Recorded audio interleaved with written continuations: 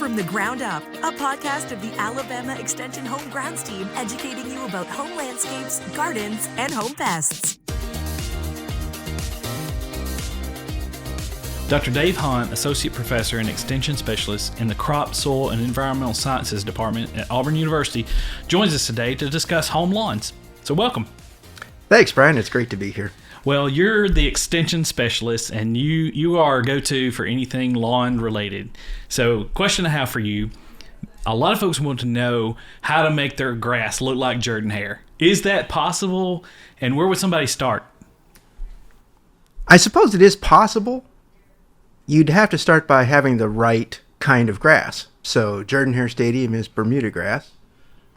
So really the only way to make it look like that field would be to use Bermuda grass. And there's a lot of places where you can use Bermuda grass, but there's some places where there's actually other grasses that are a better choice than Bermuda. So the first thing you've got to look at is, can I grow Bermuda grass here? In a home lawn, that usually comes down to shade. You need a lot of sunlight to get a Bermuda grass lawn to look like a high-end athletic field, okay? So you got to have that first of all. And then secondly, you just got to have a lot of time and a lot of money. Yeah, that was one of the things I was going to mention is it takes a lot of time and money to make your grass look really good. So you really need to be dedicated, I guess, to... Yeah, I mean, a high-end Bermuda grass athletic field takes fertilizer, it takes irrigation, which is a lot heavier than a regular lawn would need, and it takes a lot of mowing because it's going to be growing fast. So, you know, if your lawn is your hobby, if that's what you like to do with your free time, you know, then maybe you could get something that's pretty close. But otherwise, you know, I'd say there might be some better things you'd want to spend your time on. And this is coming from a grass guy, so. Yeah. Are there other grasses that might do well in a lawn that might not be your Bermuda grass? Or I know there's a lot of lawn grasses out there, but sure, some that can look really good. I have seen terrific looking lawns with all different grasses on them. So we have a lot of really nice zoysia grass lawns all throughout the southeast. St. Augustine grass, when it's going good, is a beautiful grass. Now it's a different look. You know, St. Augustine has a lot wider leaves than Bermuda grass or zoysia do. So it's a different aesthetic. And sometimes people look at one grass and it's maybe not the grass they were used to looking at when they were growing up, and they just cannot wrap their heads around having a yard that looks like that.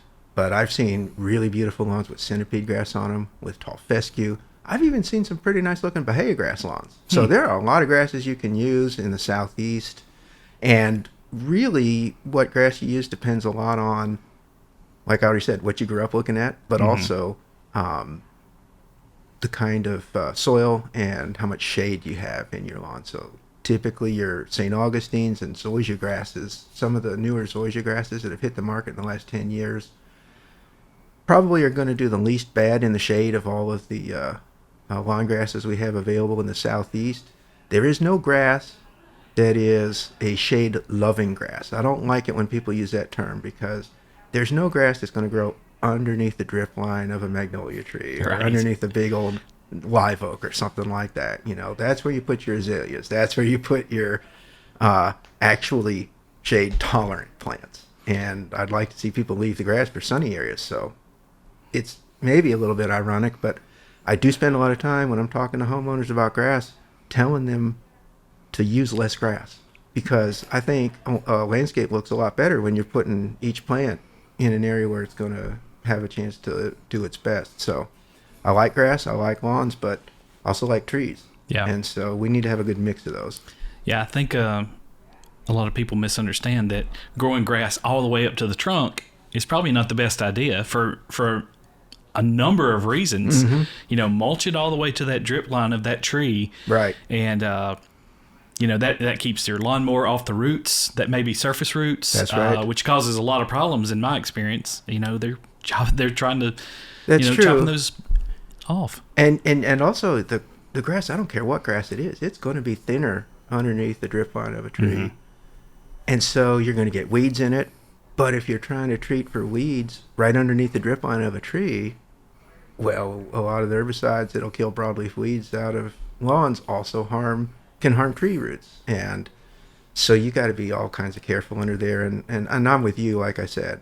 I try to make sure that people understand that grass is great and it has its place, and that place is out in the sun. Yeah. What's your favorite type of grass? My personal favorite type of grass is a tie between Bermuda grass and zoysia grass, I guess. I like Bermuda grass out in the sun because it's pretty easy as far as it's aggressive when it gets enough sunlight, so it doesn't have as bad a weed problem. So is zoysia, you know. Bermuda grass is very forgiving because it grows fast. So if you do mess up with Bermuda and it's out in the sun, it's probably going to come back. It is really hard to completely, totally kill Bermuda grass. About the only way you can do it is plant a tree and, you know, let it get shaded out. But I do like zoysia grass as well. Just the aesthetics of zoysia grass are terrific. So October is one of our driest months, and right now we're recording this in October, and hopefully we'll release it soon. We are in a little bit of a drought right now. So We are. Some of the grasses have begun to show a little browning. Is that something a homeowner should be concerned about? Generally speaking, no. Especially late in the growing year like we are now. It's going to be going dormant in another month or so, probably when we get our first frost. You know, most of the state experiences their first frost sometime in November, right? So, honestly, at this point, if it didn't rain, I would just stop watering my lawn and let it go dormant. These warm season grasses, you know, your Bermudas, zoysia, centipede, St. Augustine grass, they're adapted to actually fairly long periods of drought. All of these warm season grasses that I just mentioned, they'll go 60 to 90 days without any rain in the middle of the summer. Wow. And survive that and come back when it does start raining. So to let them go dormant a little bit early in the fall because it's dry, that's not going to hurt them at all. Now, that's assuming they're in good health, right? Mm-hmm. So if they're under a tree, for example, you know, or on heavily compacted soils, have shallow root systems, then they won't last as long in a drought. But for the most part, for your standard lawn, so I can give the example of my own front yard is Bermuda grass, and I have not watered it. I'm trying to think, probably since June or early July. Wow. I'd watered it a little bit early in the season when we had a bit like a week or so without rain, because in the early part of the growing season, I just wanted it to get really nice and dense. But if I watered it now, it wouldn't grow that much more anyway, because we're getting cool at night, the days are getting shorter, and it's just not a time of year when warm season grasses do a lot of growth. Now, if I was in North Alabama and I had a tall fescue lawn, that's a little different, because we're actually just starting the time of the year when tall fescue has the type of weather that it likes to grow. So these, you know, this week has been okay growing weather in most of Alabama. We've been, in the 80s during the day, 60s at night. Well, come, next week we're fixing to get down into the 40s at night, stay in the 70s during the day. That is really good growing weather for cool season grasses. So tall fescue, ryegrass, bluegrasses. And so you may want to throw some water on a tall fescue lawn to help it get going, and it will be doing some growing this fall. So should a homeowner consider some type of irrigation, whether it's one of the little oscillating sprinklers or installing a system? Is that worth the effort and the money to put one in as a homeowner? That's a great question, and I'm going to give the classic professor's answer, which is it depends. Right. If you've got a large landscape with mixed plants and the lawn's part of it, and you know you're going to need irrigation on most of it, go ahead and throw irrigation on the lawn. If it's a warm season lawn, you can probably get away without irrigating the lawn, actually, but having, an installed irrigation system certainly is a lot easier than dragging a hose around with a sprinkler on the end of it, especially if you have a large property. If you have a smaller lot, like for me, I live in a neighborhood where some people have irrigation, some people don't, but I live in town. It's not a large front yard. It's like a couple thousand square feet. So when I need to water, I just drag the hose around. Mm-hmm. But I'm only watering usually a couple times a year. My neighbor has an installed irrigation system. The temptation with the irrigation system you have is to use it too much, because you just set it and forget it.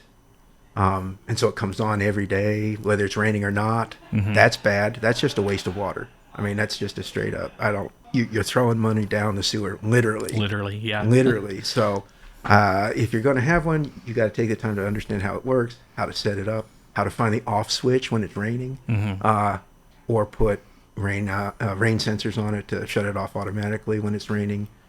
Because we do live in a state here in Alabama where we get 55 to 60 inches more, probably in the southwestern counties, of rain a year on an average year. So in an average year, we shouldn't be using our irrigation for the lawns all that much.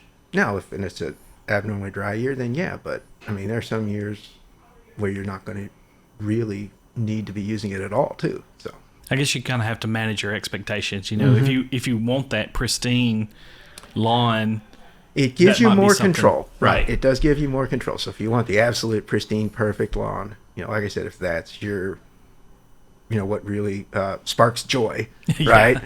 right. Then that's one way to get that. But I think, if you just want a healthy lawn that is, that does look good, but is maybe not ready to have, the SEC championship game on it, then you don't need it.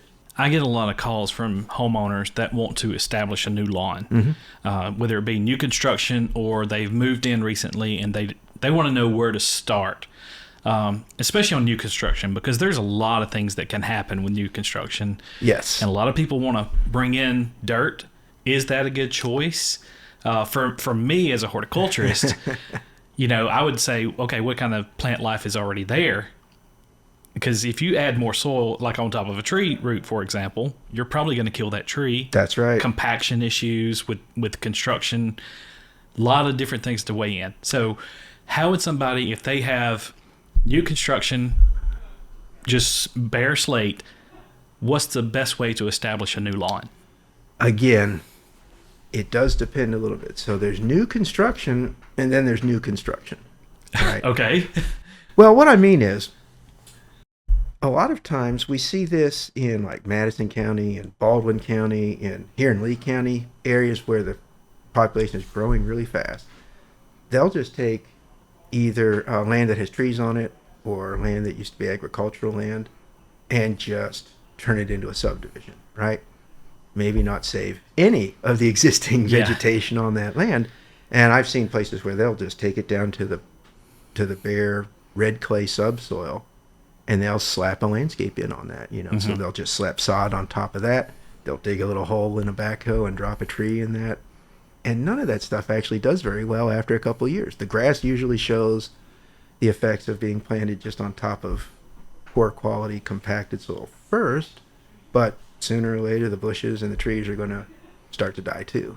So in those cases, you might want to look to bring in, I'm going to say soil instead of dirt. Okay. Yeah, that's a bad word in your world. Well, and the problem with bringing in fill dirt is just that it may not actually be a great medium for growing plants. It may be better than compacted red clay, but you got to worry about the source, right? Because that's a great way to bring in weed seeds, for example. That's what I'd be worried about the most, about just, driving down the highway, seeing a pile of dirt in somebody's lot with a sign on it that says, so you got to make sure that you're going to get some dirt or soil from a source where you trust them, that it's not going to be full of weed seeds. If you're redoing a lawn in an existing house, and so you do have to worry about, the vegetation, the point you made about burying tree roots is really important. Those feeder roots on a tree are in the top couple inches of the soil. 4 or 5 inches of soil. That's right where the grass roots are too. If you bury that and then try to grow grass on top of that, tree's not going to be able to, survive for long. So you don't want to bury tree roots in soil. So in that case, you're kind of looking at maybe you can amend the soil a little bit, get some compost, get some organic matter, but you're probably not going to want to do a wholesale addition of several inches of soil on the top. So you mentioned warm season and cool season grasses a lot. Can you mix that and have grass year round? It's something which a lot of people try, and it sometimes works okay, and sometimes it doesn't.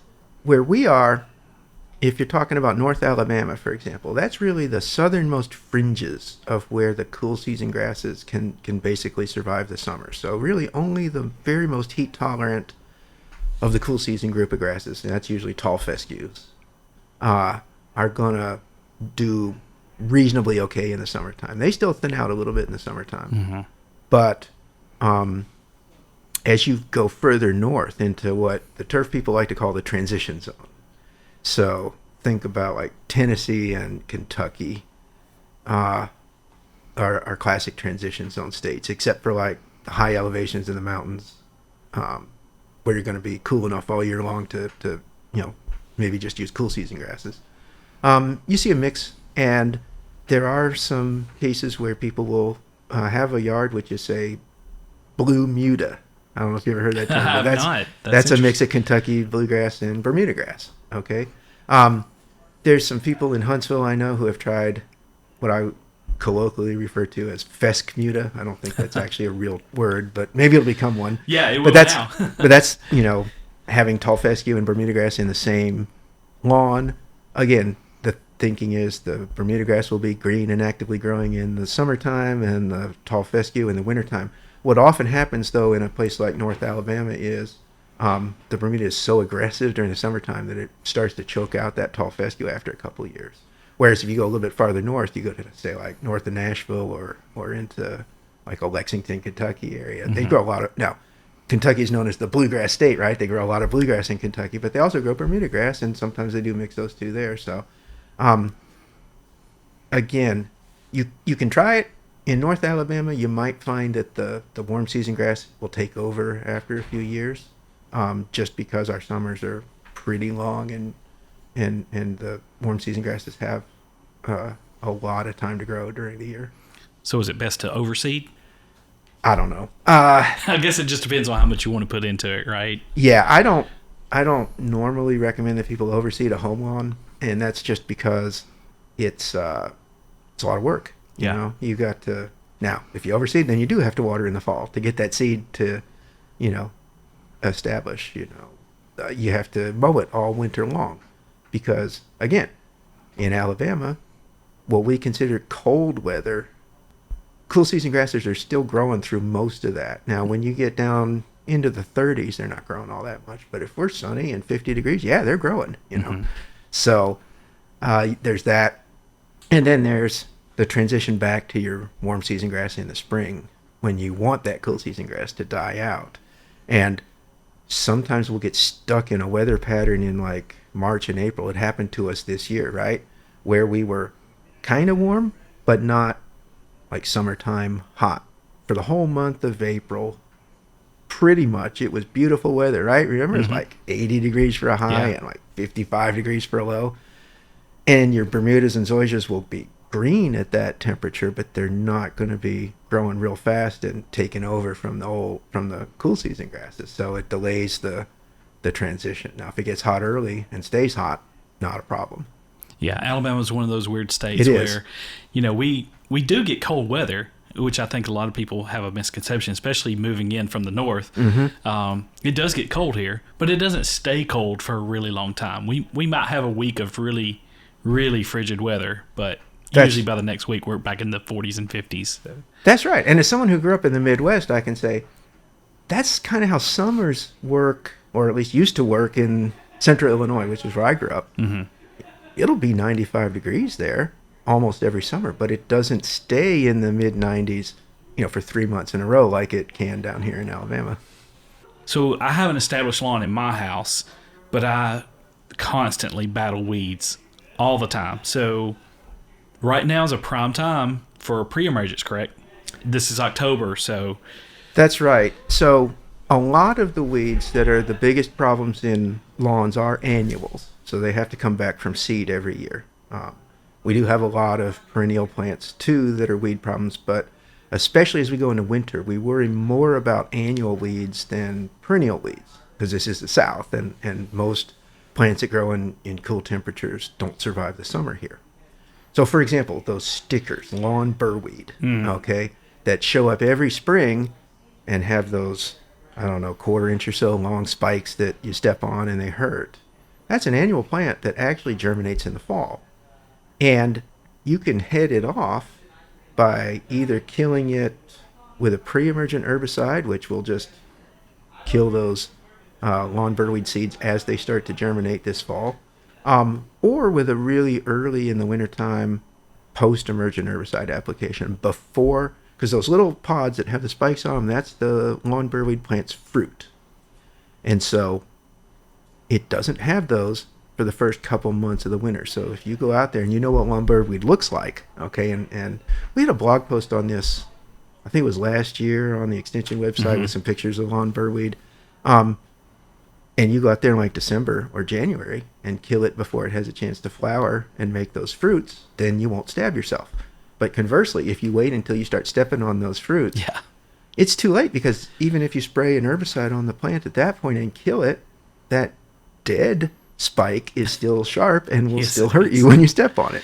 And I think I get most calls when it's already too late. Yep. You know, people don't want to hear that, but that's that's what it is. And it reminds me of when I used to work at Jordan-Hare when I was in grad school.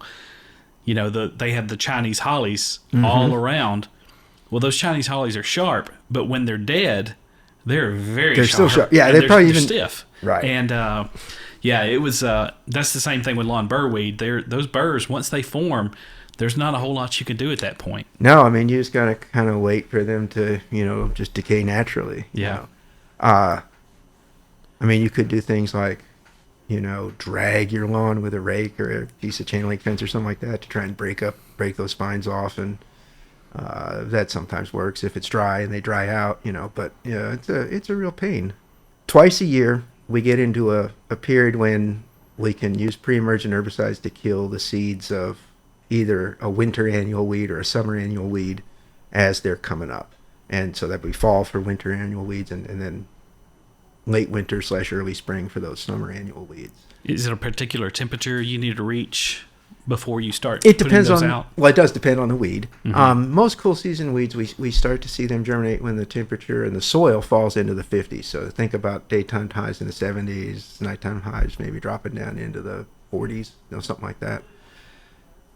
The current drought we're having does affect that a little bit. So if you're not irrigating your lawn and the soil is dry at the surface, then your weed seeds aren't germinating yet. And so sometimes when we have dry weather in the fall, people will put out a pre-emergent herbicide, especially if it's like on a granule, and not water it in, and it just kind of sits there, but the seeds aren't germinating. And pre-emergent herbicides, they actually kill a germinating seedling. If a seed is just sitting there dormant, not trying to germinate in the soil, a pre-emergent herbicide doesn't do anything to it.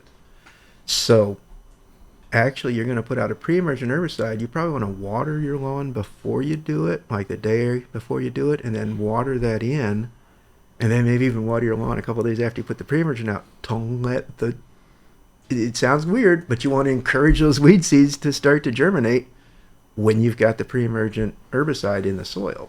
Because if you just put it out and it doesn't rain, it may decay before the seeds start to germinate. Yeah, because that pre-emergent has to get down into the soil profile. It does have to get down into the soil, yeah, because that's it.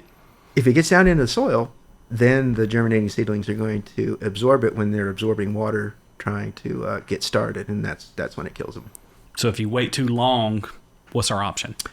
If you wait too long, then you resort to your standard post-emergent weed killers. So most of the weeds that we're worried about are broadleaf plants, with the one exception of everybody's favorite wintertime weed, which is Poa annua, right? Poana, as we like to call it in the South. And that being a grassy weed, there's some options you can use, and especially if the lawn is dormant. But most people prefer to try to attack that from a pre-emergent standpoint. One more grass that I have a question about, Dallas grass. Yeah. Everybody's least favorite weed, grassy weed. It is a grassy weed. Now, we do have some selective herbicides that'll take it out of lawn grasses. They tend to be the more expensive ones that are aimed at the professional lawn care market, but you could buy some of these, But there's a hack. Yeah, I'll call it a hack. It's not really a hack, but Dallas grass tends to turn dormant later than almost all the other any lawn grass, and oftentimes you'll have this window in like late November or December sometime when the lawn's dormant and Dallas grass is still green, and you can actually spray spot spray, probably I would, with Roundup at that time on the Dallas grass, and that actually works surprisingly well. You might still see it coming back because it is a perennial plant. So you might see some of it, coming back up again next spring. But then if you hit it early with a selective herbicide before it gets really big, you'll get better control. That's kind of the mantra with weeds, right? Is the earlier you can hit them with an herbicide, the better control you're going to get.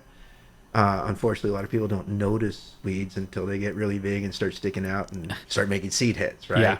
Yeah. And that's usually when they become a lot harder to kill with herbicides. So you're always got to be looking ahead if you want that good lawn. Yeah, if you want the Jordan hairstyle lawn, you got to be out there looking at it every day so that you can head off the weeds before they get really big.